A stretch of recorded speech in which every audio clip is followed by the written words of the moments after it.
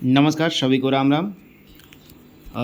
जो भी कैंडिडेट्स हैं जो रेलवे की तैयारी करते हैं और कभी ना कभी रेलवे में जो है नौकरी पाने के इच्छुक हैं किसी न किसी पोस्ट पे।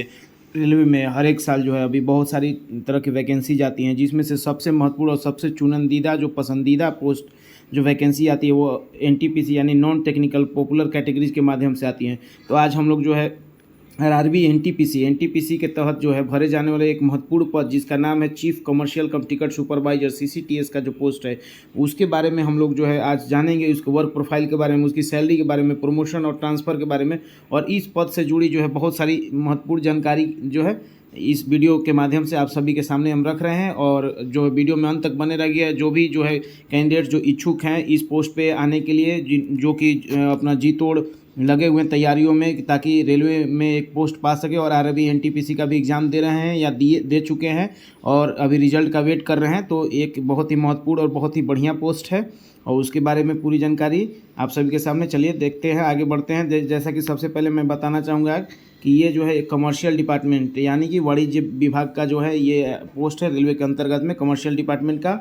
और इसका ये जो है एक लेवल 6 का 7 सीपीसी यानी कि सेंट्रल पे कमीशन का जो लेवल 6 के तहत 4200 ग्रेड पे का ये जो पोस्ट है। और इसमें क्या क्या बेसिक सैलरी और क्या और भी अन्य सैलरी भत्ते वगैरह हैं जो वो आगे देखेंगे वीडियो में। सबसे पहले इसके वर्क प्रोफाइल के बारे में बता देते हैं। देखिए, सबसे पहले है कि इसमें जो है आपको कौन कौन से जगहों पर और किन किन वर्क प्रोफाइल में जो है कार्य करने को मिल सकता है। तो इसमें पहला देख सकते हैं जो कि टिकट चेकिंग, जो आप लोग देखते हैं आम लोगों की तरह, बिना जब आप रेलवे में नौकरी नहीं कर रहे हैं तो आप बाहर में हैं तो आप लोग जो है ट्रेन से सफ़र करते हैं और आप देखते हैं कि टीटी जो है आप टीसी को आप लोग देखते हैं, हमेशा आपकी मुलाकात होती रहती है। तो वो प्रोफाइल, वो जो टीटी बन आपको भी मौका मिल सकता है आपको टिकट चेकिंग का इस पोस्ट के माध्यम से। टिकट चेकिंग में आपको स्टेशन पे टीसी के रूप में या फिर टीटी के रूप में जो है ट्रेन में मिल सकता है। फिर उसके बाद बुकिंग और रिजर्वेशन ऑफिस बुकिस यानी कि जनरल टिकट जहाँ पे करते हैं, यूटीएस टिकट अनारक्षित श्रेणी का। उसके बाद रिजर्वेशन ऑफिस में भी आपकी पोस्टिंग हो सकती है, पार्सल ऑफिस में पोस्टिंग हो सकती है आपकी, गुड्स ऑफिस यानी गुड्स सेट जो माल गोदाम होते हैं, या फिर जहाँ पे रेलवे की साइडिंग होती है, जहाँ पे जो है वैगन में जो है रेक में लोडिंग होती है किसी भी मटेरियल्स की या अनलोडिंग होती है, वहाँ पे जो है आपको जो है गुड्स ऑफिस में पोस्टिंग मिल सकती है। ठीक है। उसके बाद जो है आप डिवीज़न में, जैसे कि डिवीज़न में डीआरएम जो ऑफिस होता है, डीआरएम के ऑफिस के अंतर्गत जो कमर्शियल विभाग में जो ब्रांच ऑफिसर सीनियर डीसीएम होते हैं उनके ऑफिस में आपको पोस्टिंग मिल सकती है। ठीक है। उसके बाद जो है आपको हेडक्वार्टर के कमर्शियल ऑफिस में जो है पोस्टिंग मिल सकती है। कमर्शियल कंट्रोल में हेडक्वार्टर या डिवीज़न में आपको जो है पोस्टिंग मिल सकती है। उसके अलावा जो है सेक्शन में आपको कमर्शियल इंस्पेक्टर जो सीआई के रूप में भी आपको जो है पोस्टिंग मिल सकती है। तो इसमें क्या आता है टिकट चेकिंग का, तो आप सभी को समझ में आ गया कि टिकट चेकिंग में क्या रहता है, आपने देखा है आमतौर पर ये चीज़ें। बुकिंग में जो है आपको यूटीएस का जनरल का टिकट जो है काटने काउंटर पे टिकट जो है कटता है। जो भी रिजर्वेशन ऑफिस में जो पीआरएस बुकिंग होती है, रिजर्वेशन वाली जो टिकट आरक्षित बुकिंग होती है। उसके बाद पार्सल ऑफिस में जो है पार्सल का जो है आगमन और निर्गमन होता है, जो है ना, तो इनवर्ड आउटवर्ड वो चीज़ें वहाँ पे। उसके बाद गुड्स ऑफिस में तो मैंने बता दिया कि जो माल गोदाम या साइडिंग वगैरह में लोडिंग अनलोडिंग वाला जो होता है उसका आरआर जनरेट करना, बहुत सारा काम है, टेक्निकल काम है, वो ज़्यादा डीप में आपको अभी नहीं बताएंगे। उसके बाद जो है डिविजनल हेडक्वार्टर और कमर्शियल ऑफिस में जो है ऑफिस में अलग अलग सेक्शंस होते हैं, जो सीनियर डीसीएम के अंतर्गत जो सभी जो है स्टाफ जो है कार्य करते हैं अलग अलग सेक्शंस में। और ऑफिस का वर्क बहुत सारा होता है, आपको जो है कंप्यूटर पर वर्क करना होता है।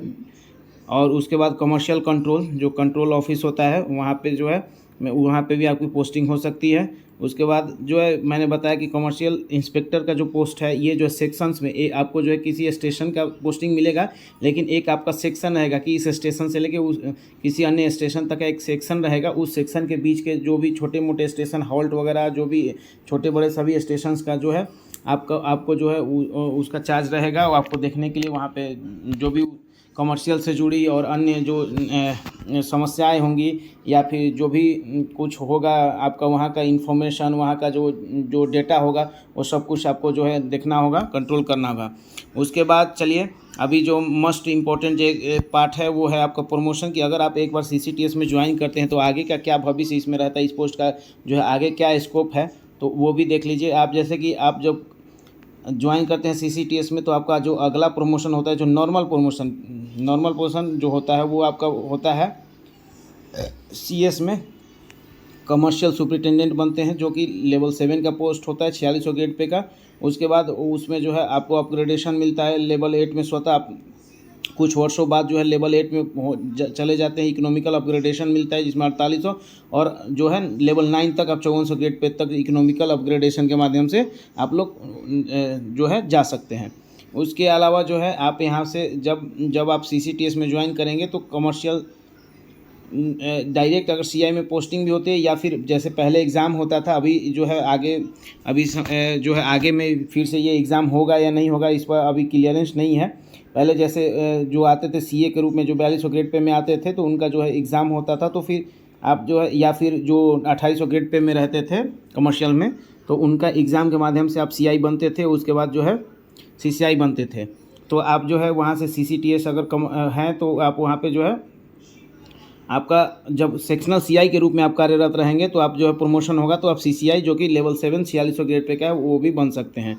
उसके बाद जो है आपको यहाँ पे अधिकारी बनने का भी जो है स्कोप है, आप अधिकारी भी बन सकते हैं। ग्रुप बी गैजेटेड ऑफिसर में आप जो है जा सकते हैं। जो इसमें जो है आपको पोस्ट मिलेगा वो असिस्टेंट कमर्शियल मैनेजर ACM का पोस्ट होगा। इसके लिए आपको जो है कुछ एलिजिबिलिटी चाहिए होगी, जिसमें होगा कि 5 साल की रेगुलर सर्विस आपको पूरी होनी चाहिए। लेवल 6 यानी कि CCTS, आप तो लेवल 6 में डायरेक्ट ज्वाइन ही करेंगे। CCTS लेवल 6 का पद है, तो CCTS में या उससे ऊपर के लेवल में अगर 5 साल आपका पूरा हो जाता है तो आप इसके लिए एलिजिबल हो जाएंगे एग्ज़ाम देने के लिए ऑफिसर का। उसके बाद बहुत सारा डिपार्टमेंटल एग्ज़ाम्स बीच बीच में जो है होते रहते हैं, उसके एलिजिबिलिटी के अनुसार पोस्ट के हिसाब से आप जो है डिपार्टमेंटल एग्ज़ाम देके अन्य पोस्ट पे भी जा सकते हैं। एक एग्ज़ाम जो है आपका इंस्ट्रक्टर का होता है, जो कि जहाँ पे ट्रेनिंग होती है, जो ट्रेनिंग इंस्टीट्यूट होते हैं रेलवे के, वहाँ पे इंस्ट्रक्टर के रूप में भी आपकी पोस्टिंग हो सकती है। और उसके बाद जो है अभी हम लोग सैलरी के बारे में देख लेते हैं। ये भी एक बहुत ही महत्वपूर्ण चीज़ है। जैसा कि आप सभी को पता है कि लेवल 6 का पोस्ट है, तो ग्रेड पे 4200 में आपका बेसिक सैलरी 35,400 रहेगा। डियरनेस अलाउंस जो कि महंगाई भत्ता DA मिलेगा आपको। हाउस रेंट अलाउंस मिलेगा, जो कि X सिटी, Y सिटी और Z सिटी के अनुसार जो वेरी करता है। अभी करंट में जो है 10%, 20% और 30% है, ठीक है। तो X में 30% चलता अभी है, Y सिटी में जो है 20% और Z में जो है अभी 10% जो है HRA है। ये बेसिक का होता है परसेंटेज। उसके बाद आपको ट्रांसपोर्ट अलाउंस मिलता है TPTA। उसके बाद आपको ट्रेवल अलाउंस यानी कि TA मिलता है, और अगर आप टिकट चेकिंग में ट्रेन में है तो आपको CTA प्रोवाइड किया जाता है, जो कि 20 डेज़ का होता है। कंसोलिडेटेड ट्रेवल अलाउंस आपको मिलता है, जो कि 20 दिन के हिसाब से प्रोवाइड किया जाता है। और अगर आप CCTS में है यानी कि लेवल 6 4200 ग्रेड पे में है, तो आपको जो है CTA, अगर आपको ट्रेन में टिकट चेकिंग के लिए मिलता है तो आपको जो है CTA 20,000 रुपया जो है आपका CTA बन जाएगा अलग से इन सैलरी के अलावा, ठीक है। उसके बाद अगर नाइट में ड्यूटी आपकी लगती है तो NDA नाइट ड्यूटी अलाउंस भी मिलेगा आपको। उसके बाद जो है हॉलीडे के दिन अगर आप ड्यूटी करते हैं तो आपको NHA नेशनल हॉलीडे अलाउंस मिलेगा। इसके अलावा साल में एक बार जो है हर एक साल जुलाई के महीने में आपको जो है ड्रेस अलाउंस या यूनिफॉर्म अलाउंस बोल सकते हैं, वो आपको जो है प्रोवाइड किया जाएगा, ठीक है, जो कि 6,250 रुपये ये आपको भी ये मिलेगा। तो बहुत ही अच्छे जो है आपका सैलरी है इस पोस्ट का, और इसका प्रमोशन स्कोप भी आपको बता दिया है। बहुत बढ़िया, ये एक NTPC के तहत आने वाला पोस्ट है। और भी कोई भी डाउट होगा आपको जो है पोस्ट से संबंधित, प्रोफाइल से संबंधित या अन्य रेलवे के से संबंधित कोई भी जानकारी आपको पूछना होगा तो कमेंट बॉक्स में अवश्य कमेंट कीजिएगा।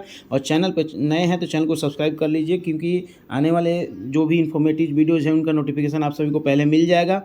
और बहुत सारे इन्फॉर्मेटिव वीडियोज़ अभी भी चैनल पे हैं, आप जाके वहाँ से विजिट करके देख सकते हैं। उसके बाद देखिए ट्रांसफ़र का बात करें तो ये चूँकि एक रेवेन्यू जनरेटिंग कमर्शियल डिपार्टमेंट जो है रेवेन्यू जनरेट करता है, यानी रेलवे को जो है राजस्व जो है देता है। और यह सेंसिटिव पोस्ट होते हैं, तो जो सेंसिटिव पोस्ट होता है वहाँ पे जो है आपको पीरियोडिक ट्रांसफ़र होते रहता है ना। ट्रांसफ़र आपका जो है फिक्स है, पीरियोडिक, कुछ वर्षों में 3 से 4 वर्षों में जो है ट्रांसफ़र स्टेशन आपका हो सकता है कि स्टेशन अलग स्टेशन पे कहीं पोस्टिंग है तो अलग स्टेशन पे ट्रांसफ़र हो सकता है, या फिर ऑफिस में भी पोस्टिंग है तो आपको सेक्शन भी चेंज होते रहता है, ठीक है।